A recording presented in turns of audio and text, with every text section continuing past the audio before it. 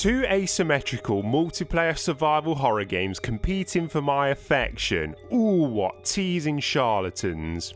I know my affection is about as prestigious as getting the Duke of Edinburgh award at school, but let's put them on 1v1 because bollocks to doing a video on each of these games. This man has things to do like sitting on my toned arse winding people up on Rocket League. You would think with these games being of the same genre there would be a lot of similarities, and there is. For example, each game has decent customization, perks, appearance and the like, with each character having their own strengths and weaknesses, more so in Friday the 13th, though you don't really get interesting perks until quite late in Dead by Daylight. Both games also feel on the rushed side on PS4. D by D, good name for a porno that, has a god-awful UI and interface that has been ripped from the PC version, like Destiny's, but even more dog shit. It also has a bit of slowdown at points, which is weird in a game that doesn't look graphically all that great. Friday the 13th runs a lot better and looks nicer, but Jesus, the glitches I've had, clipping through doors, people taking off and flying into the air after I've grabbed them, lag out the arse sometimes, falling through the floor and wonky broken animations. You could argue the rough edges add to the cheesy charm of the films and game, and they can be funner, but it shouldn't be the case considering its successful backing. Speaking of being funner, Friday the 13th is definitely the more comical of the two. A lot of people use mics and you can only hear people unless you're near to them or have a radio. Jason can also talk and hear people when he's near, and some people go all in. My highlight was one person as Jason singing Smash Mouth every time he found someone. D by D though, I would say, is the scarier of the two. You have to be a lot more stealthy and watch for environmental things that might give your position away. You also don't know what killer you're going to be against until you see them, so you have that suspense and you have to adapt to the situation. Whereas, even though there's several versions of the same Jason, they fundamentally play the same. There's only minor differences on ability cooldowns, what weapons they use, running speed and also appearance. So as a survivor, you always know what to expect. That's not to say it's not scary though. Jason does surprise you if it's a decent player, and it's a nice idea to have him get more powerful as the game progresses, again making you adapt more. Dead by Daylight has 6 maps on the smaller side, but has a lot of variations for each one. That doesn't detract from the fact that you are in the same 6 environments. Oh look, this map now has a ruined car in the middle of it, only goes so far to offering variety. Friday the 13th has 3 maps on the larger side, but they are all the same. They are as followed.